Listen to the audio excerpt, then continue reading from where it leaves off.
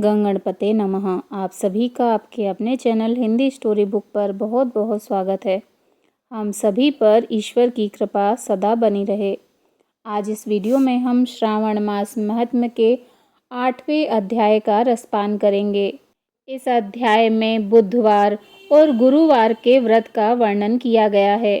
भगवान भोलेनाथ जी बोले, हे सनत कुमार, अब मैं समस्त पापों का नाश करने वाले बुध और गुरु व्रत का वर्णन करता हूँ, जिसे आप श्रद्धा पूर्वक एकाग्र भाव होकर सुनिए।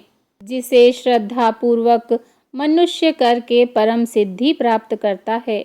ब्रह्मा जी ने चंद्रमा को ब्राह्मणों के राजा के रूप में अभिषिक्त किया है। किसी समय चंद्रमा ने रूप तथा यौवन से संपन्न तारा नाम वाली गुरु पत्नी को देखा। उसकी रूप संपदा से मोहित होकर वह काम के वशीभूत हो गए और उन्होंने तारा को अपने घर में रख लिया। इस प्रकार बहुत दिन बीतने पर उन्हें बुद्ध नामक एक पुत्र हुआ, जो बुद्धिमान, सौंदर्यशाली तथा सभी शुभ लक्षणों से युक्त था। बृहस्पति जी अपनी पत्नी को खोजते हुए चंद्रमा के घर में गए। चंद्रमा से कहा, मेरी पत्नी दे दो। गुरु पत्नी के साथ तुमने कैसे गमन किया? गुरु तल्प पाप से तेरा कैसे छुटकारा होगा? इस बड़े पाप के संयोग में तुम्हारी बुद्धि कैसे हुई? मेरी इस प्रिया, जो तेरी गुरु स्त्री है, चुपचाप मुझे वापस कर दो। प्रायश्चित को एकांत में कर पाप से रहित हो। यदि ऐसा न करोगे, इंद्र सभा में तेरे इस पाप को कहूँगा। बृहस्पति के इस प्रकार कहने पर और उनके वचनों से कलंकित होने पर भी चंद्रमा ने गुरु पत्नी तारा को वापस नहीं किया।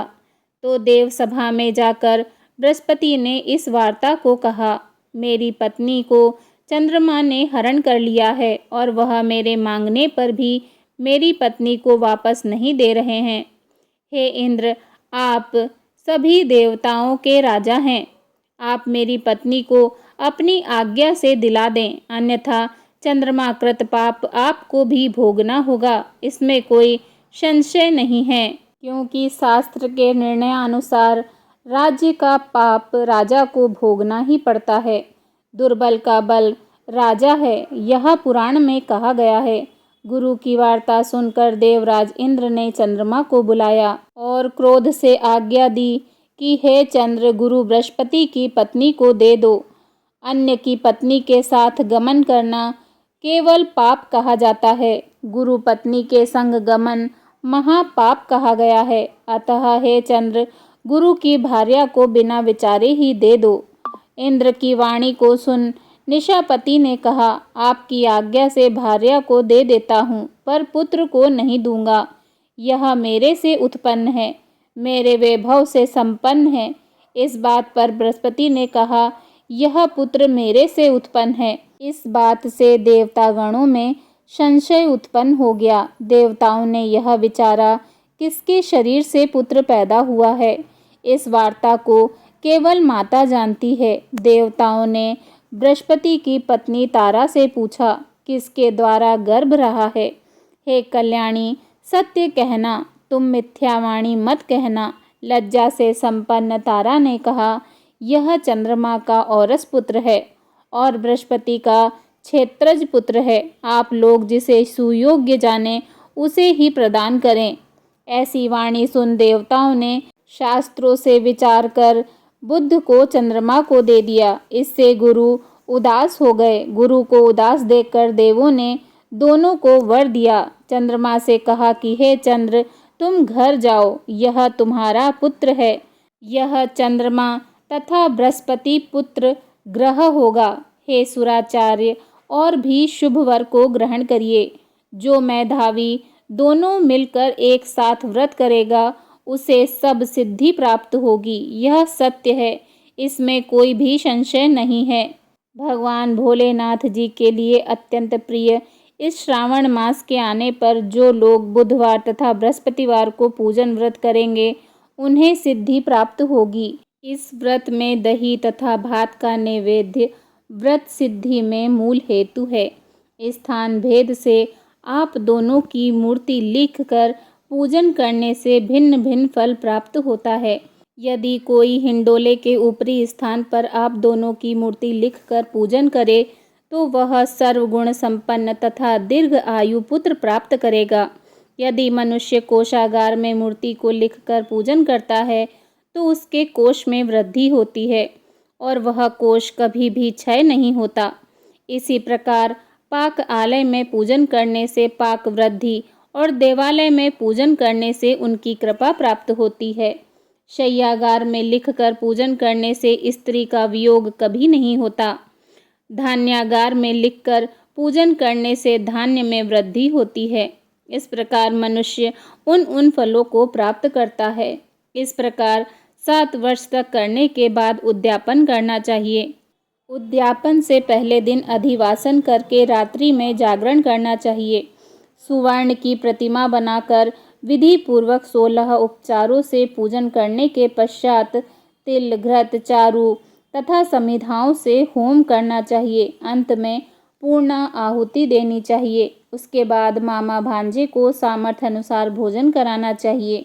इसके बाद ब्राह्मणों को तथा अन्य लोगों को भी भोजन कराना चाहिए। तत्पश्चात स्वयं भी भोजन करना चाहिए। इस विधि से 7 वर्ष तक मनुष्य सभी मनोरथों को प्राप्त कर लेता है। जो इसे विद्या की कामना से करता है वह वेद व शास्त्रों के अर्थों को जानने वाला हो जाता है। बुद्ध बुद्धि प्रदान करते हैं और गुरु बृहस्पति गुरुता प्रदान करते हैं। सनत कुमार बोले, हे भगवान, आपने जो यह कहा है कि इस अवसर पर मामा तथा भांजे को भोजन कराना चाहिए, यदि बताने योग्य हो तो इसका कारण बताइए। ईश्वर बोले, हे सनत कुमार, पूर्व काल में अत्यंत दीन तथा दरिद्र कोई 2 ब्राह्मण थे। वे दोनों मामा भांजे थे। उदार पूर्ति हेतु परिश्रम पूर्वक भ्रमण करते हुए वे दोनों किसी नगर में अन्न मांगने के लिए गए थे। उन्होंने घर घर में श्रावण मास के प्रत्येक वार को उस वार का व्रत होते हुए देखा, किंतु कहीं भी बुद्ध और गुरु का व्रत नहीं देखा। तब उन्होंने बहुत देर तक परस्पर विचार किया कि सभी वारों का व्रत तो सर्वत्र दिखाई देता है, किंतु बुद्ध और गुरु का व्रत कहीं भी दिखाई नहीं देता। अतः चूंकि यह व्रत अनुच्छिष्ट है, इसलिए हम दोनों को चाहिए कि इस शुभ व्रत का अनुष्ठान आदर पूर्वक करें। किंतु हे सनत कुमार, इसकी विधि न जानने के कारण वे दोनों संशय में पड़ गए। तब रात्रि में उन्हें स्वप्न में इस व्रत की विधि दृष्टि गोचर हुई। इसके बाद उन्होंने उसकी विधि के अनुसार व्रत को किया, जिससे उन्होंने अपार संपदा प्राप्त की। दिन प्रतिदिन उनकी संपत्ति में वृद्धि होने लगी और सभी लोगों को ज्ञात भी हो गया। इसी प्रकार 7 वर्ष तक करके वे पुत्र व पौत्र आदि से संपन्न हो गए।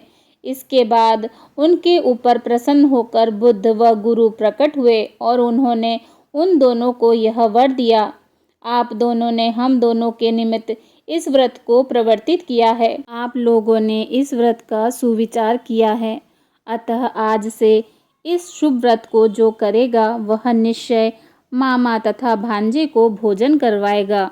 इसके प्रभाव मात्र से उसे उत्तम सभी सिद्धियां प्राप्त होंगी और उसकी सभी मनोकामनाएं पूर्ण हो जाएंगी और अंत में चंद्र सूर्य प्रयत्न उसका वास हमारे लोक में होगा।